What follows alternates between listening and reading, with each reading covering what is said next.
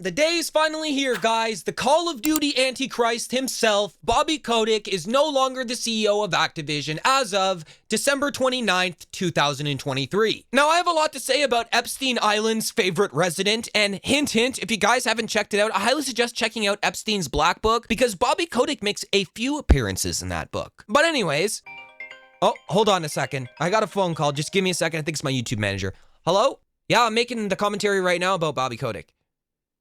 No, I didn't mention anything about Black Books or Epstein Island. Why would you even ask that question?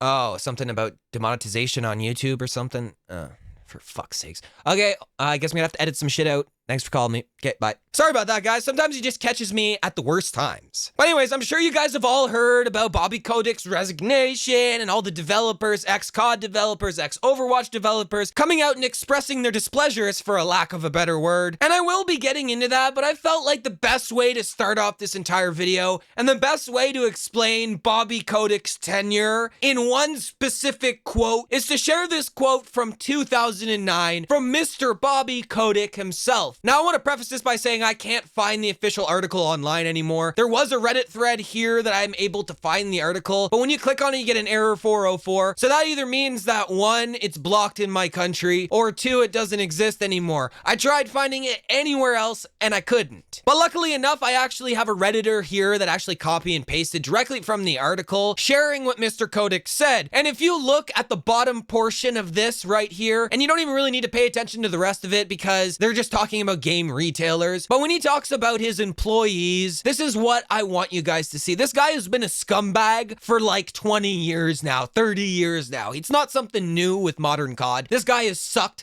for a long time. So the bottom part of the quote here is from the horse's mouth. And it says, "I think the goal that I had in bringing in a lot of the packaged goods folks that we brought into Activision 10 years ago was to take all the fun out of making video games." So let's think about this for a second. What this quote proves to all of us is that Activision and Bobby Kotick have not just been scumbags as of recently, because a lot of people hear, you know, the sexual harassment lawsuit that they got and the mistreatment of employees and think that this is just a modern day issue. Well, we have a quote here from 2009 proving that Bobby Kotick didn't give a flying fuck about his employees. He didn't care if they enjoyed their work conditions. All he cared about was making as much money as humanly possible. And that right there is 100% a greedy fucking scumbag. And this also explains why industry-wide, this isn't just an Activision problem, this happens with EA, other companies as well, why all of the games these days feel like a soulless pit that looks really good. Have you ever played a game and you're like, wow, this game looks really good, like graphically amazing, but it doesn't feel like there's any heart put into it. It didn't feel like they actually cared about these games. Now, don't get me wrong, there still is other games that do have heart and a lot of things, but a lot of AAA games kind of miss that appeal and that love that they had back in the day. Well, we can at least look at 2009 and say, as far back as 2009, developers have been treated like absolute dog shit, and we wonder why we don't get any good games anymore, or why these games feel like a soulless pit of nothing, complete eye candy there just to make a quick dollar. Now, I feel like this is the perfect segue to lead me into my next point, and this is going to be going over, as promised, the Activision Blizzard developers that came out. One worked on Call of Duty and one worked on Overwatch 2, complaining about Bobby Kotick and also explaining some bombshell allegations regarding Bobby Kotick. So this is a Windows Central article that was sent to me by I Am Dewan. Juan, if you're watching this, thank you very much, buddy. You made my job a hell of a lot easier. I didn't even have to look for an article. You already got me covered today. So today was CEO Bobby Kotick's last day at Activision Blizzard after almost 33 years of fucking the company. The stepping down of Bobby Kotick came after the Microsoft acquisition of Activision Blizzard for $69 billion, which closed in October. Kotick's time at the helm has been shadowed by controversy, no fucking shit, and his departure met with a jubilant outpouring on social media. This includes one story shared by a Call of Duty programmer who claims Kotick once threatened to have an employee offed. He threatened to have an employee offed because of some fucking Call of Duty shit. This man might be more psychotic than we thought. Holy fuck. Now, of course, after hearing a claim like this, my mind was absolutely blown, and I had to look deeper into the source, and of course, in this article, they're going to be sharing the tweets, which I'll be sharing with you guys right now. But this is Christina, and she was a COD developer or programmer at Demonware for 2 years, and she claims that Bobby's decisions made our games worse. In her first month, it came out that he threatened to have an employee offed. In the all hands that followed, no one wanted to speak first, so I demanded his firing in front of everyone.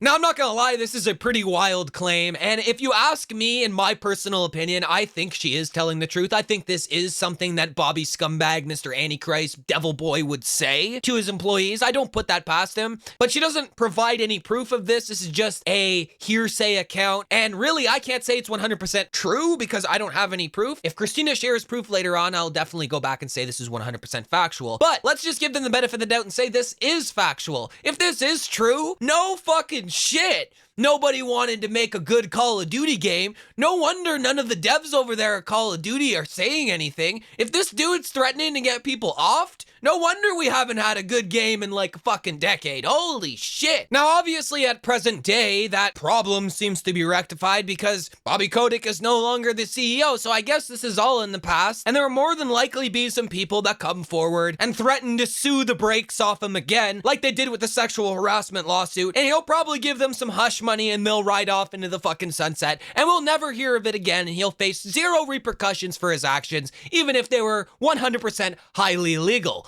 But let's be honest, that's besides the point. This article also shares and sheds some light on the state of Overwatch and the dev team over there at Overwatch. Now, we have a tweet here from Andy Belford. I'm not really sure what he does over at Overwatch. I'm assuming a developer, some sort of community lead, something along those lines. I could be wrong. If I am, let me know in the comment section below. But he broke his silence recently to share a fun fact. He said, when we planned Overwatch 2's Steam launch, my team warned months in advance that we're going to be review bombed, and they did get review bombed. We begged for more information, more details, and more resources to help us with the anticipated influx. All flatly denied. He also goes on and says, moderation of Steam was put on the community team, not a function of community at Blizzard, despite my refusal to want to expose members of my team to that level of toxic content / posts. When asked whose decision it was to launch on Steam with no additional help, of course, who else other than Bobby fucking Kotick. Now, obviously, this allegation is a lot less serious than the first one. Sure, you got some review bombs on Steam. It sucks that people left review bombs and probably harassed your employees.